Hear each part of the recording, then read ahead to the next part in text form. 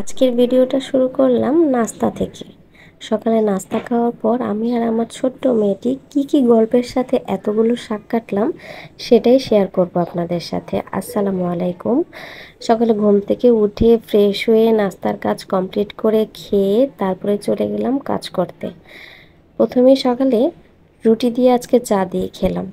এরপর চলে গেলাম ফ্রিজ থেকে আম্মু মাছ বের করে রেখেছে। মাছগুলো ছুটানোর পর সেগুলোকে একটু লবণ দিয়ে ভালোভাবে ক্লিন করে লবণ আর হলুদ মেখে রেখেছিলাম। তারপর কড়াইতে একটু তেল গরম করে ফ্রাই প্যানে মাছগুলো আস্তে আস্তে দিয়ে দিলাম।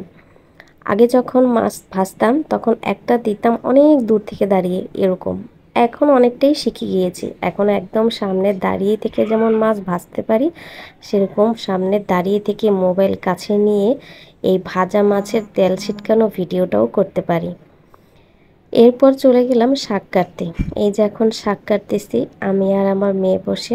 শাকের পাতাগুলো কিন্তু অনেক বড় বড় ছিল।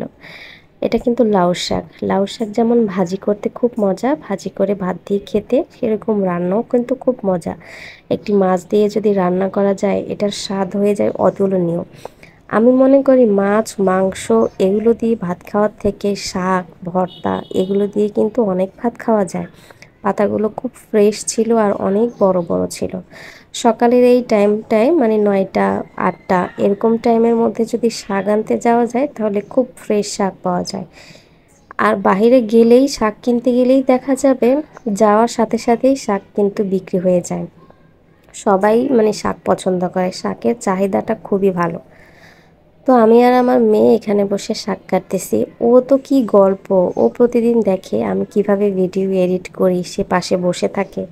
তো আমাকে বলতেছে আম্মু দেখো আমি ভিডিওতে কথা বলি। তো সে হাত নাড়াচ্ছে, বলতেছে হ্যালো হ্যালো, আপনারা দেখতে পাচ্তেছেন আমি শাক কাটতেছি দেখুন।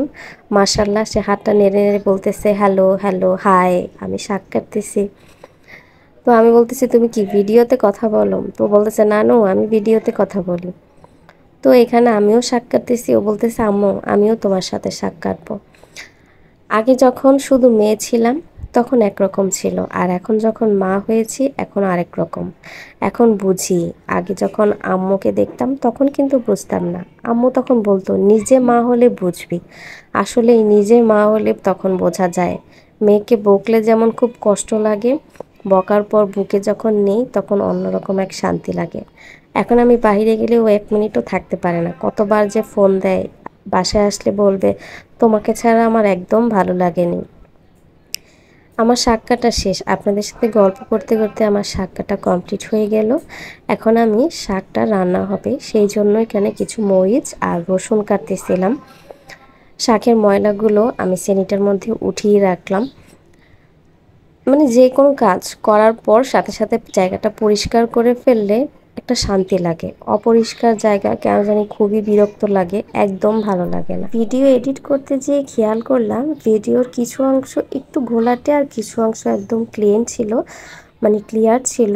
তো মেয়েটা মনে হয় বারবার মোবাইলে যে হাত দিচ্ছিল এই কারণে কিছু একটা হয়েছে। যাই হোক, প্রথমে খেয়াল করিনি, এডিটিংয়ে বসে দেখেছি।